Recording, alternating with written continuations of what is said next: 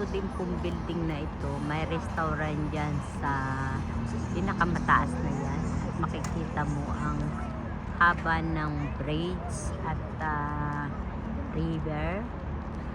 At mayroong mga habang kumakain kayo dyan ay may kumakanta. Diyan po magandang kumain at sulit pag kumain ka dyan.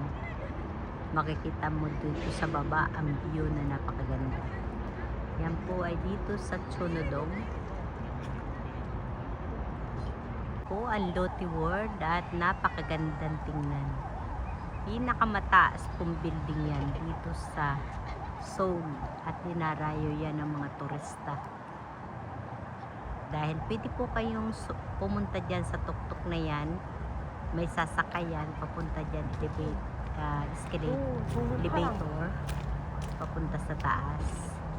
Medyo expensive, tapos makikita mo ang buong Seoul. Yan po. Sa gabi po magandang sumakay dyan, hindi sa araw.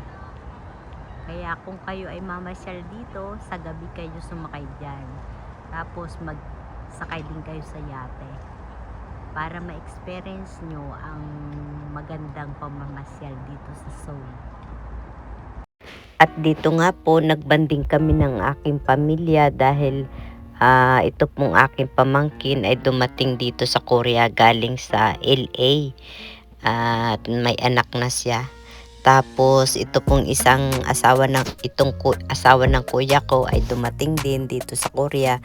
Kaya itong pamilya ko po ay nagbanding ngayong gabi dito sa magandang park.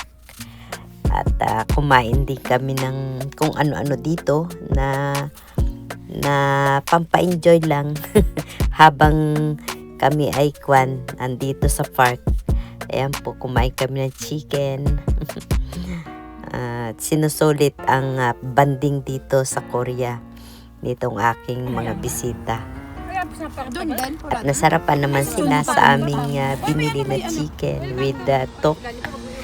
Chicken with tok po yan na prito. In-order lang namin, hinatid dyan sa park. At nagkaroon din po kami ng dito, kasiyahan, sayaw-sayaw. Siyempre banding nga po, kaya nagkaroon ng sayaw-sayawan. Maganda ang banding po namin ng nagbakasyon dito ang aking pamilya dito sa Korea. At ilang araw po yan na kami ay naglagalag. Ayan po, anak ng aking pamangkin. Galing sila ng US. At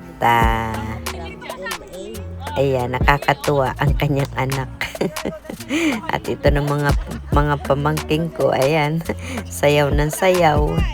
Napakaganda nga po kasi nagbandingan kami dito. Super ang saya. Ganito pala pagka nagkakasama-sama.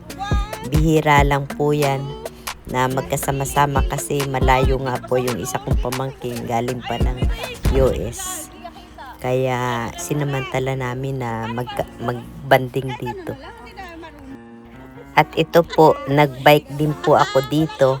Napakalawak po na dito park, maraming tao sa gabi.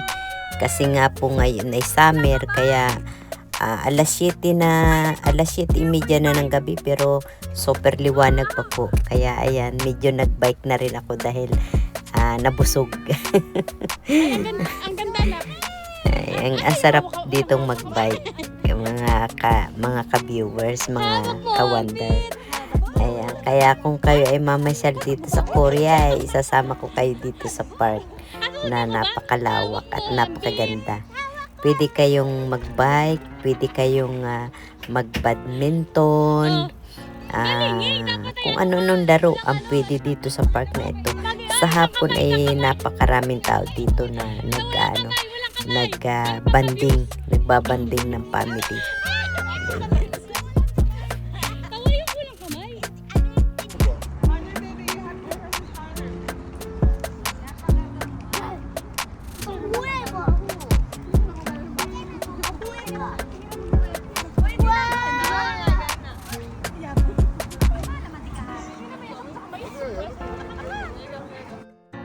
At ito nga po, pagkakain namin ay kami ay nagbadminton muna para maalis yung kinain namin.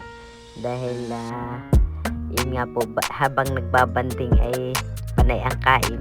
Kaya sabi ko nga po ay tayo, badminton para maalis ang busog. Super saya po ng banding, kaya hindi ko malilimutan ang moments na ito. Maraming salamat po mga viewers sa inyong panonood.